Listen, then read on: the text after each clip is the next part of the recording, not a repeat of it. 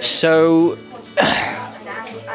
my story. Well, back at GCSE, it was just back at my normal town, and large range of GCSEs, and at the time I really had sort of no idea what I was wanting to do any further on than that. I didn't know whether university was the right idea.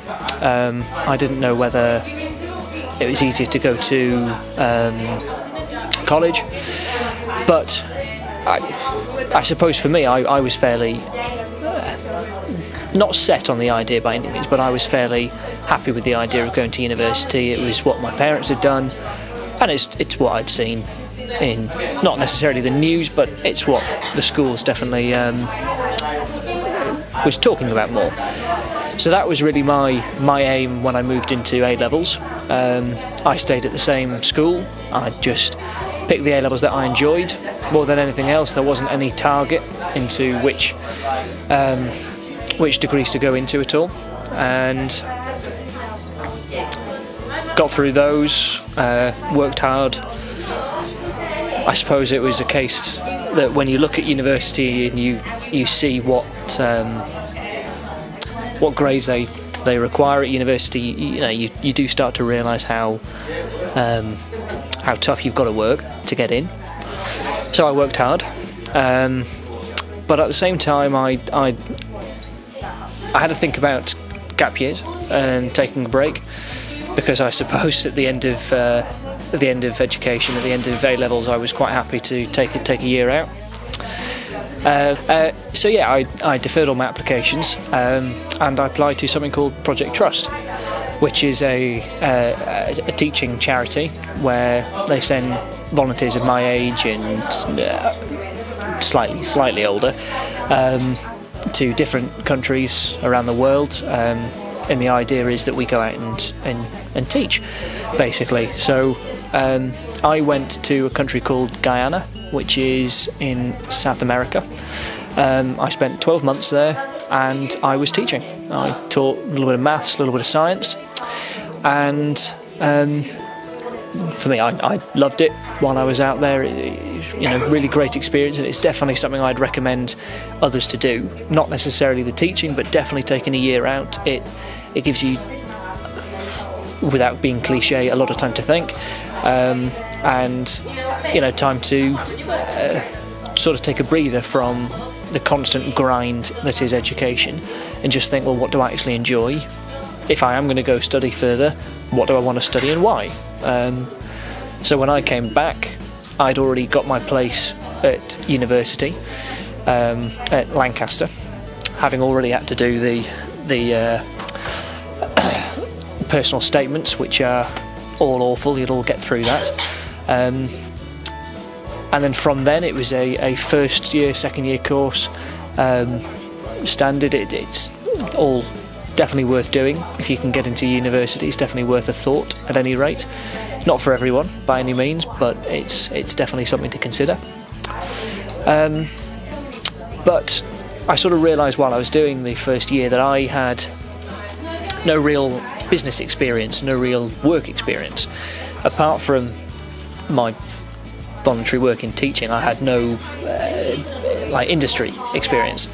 So I took a year out, which is what I'm currently doing now, to work in industry.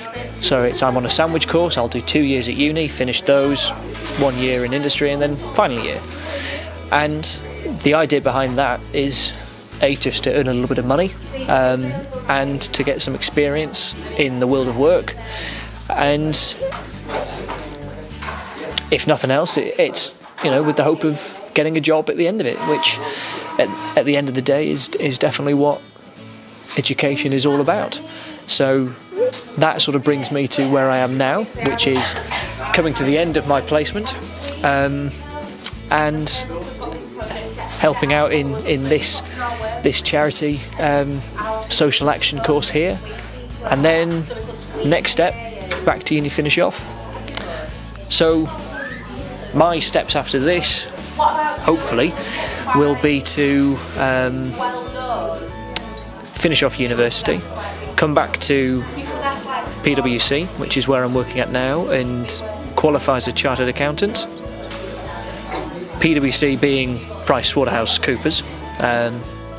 It's an acronym that we all use, but it's not necessarily well known. So yeah, my plan would be to charter as a qualified accountant with PricewaterhouseCoopers, and then from there, well, who knows? That's at least 3 years down the line for me. So I've got to start thinking about things like a house and a car at some point. So that's all in the future. But that's my immediate plan and my story to date. So my journey up until this point has definitely been filled with a lot of change. When I was at school doing my GCSEs, I wasn't doing very well. I wasn't paying attention. I didn't care. My behaviour was really bad, and I actually nearly got expelled a couple of times. So I had to be put on a daily report, which was tracking my behaviour and my grades. And the most important turning point for me was when I finally failed a couple of tests which I needed to do. It was a bit of a wake-up because I actually saw that I wasn't as good as I thought I was because I wasn't trying, and I saw my friends and stuff were going to end up doing better than me, so I actually needed to do something about it.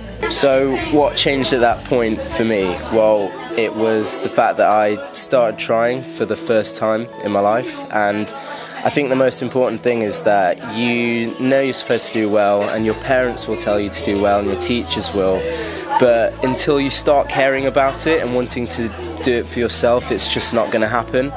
And when that started to happen for me, and I thought, you know, I'm actually going to do the work that they give me, I'm going to stop disrupting the class, I'm going to try a bit harder, things became more interesting because I was getting better at them. So my marks went up, I was passing tests, school became easier, I actually enjoyed it more, and I managed to get myself some really good GCSEs. I carried it on through to my A-levels and got myself to university doing design and engineering, and that I had a really great time doing. I realised afterwards that it's probably not the career that I wanted to go into, but because I'd done a technical degree, I was able to apply and end up in the role that I'm in now, which is cybersecurity. So helping protect businesses, banks, hospitals from cybercrime and attacks. And that's it.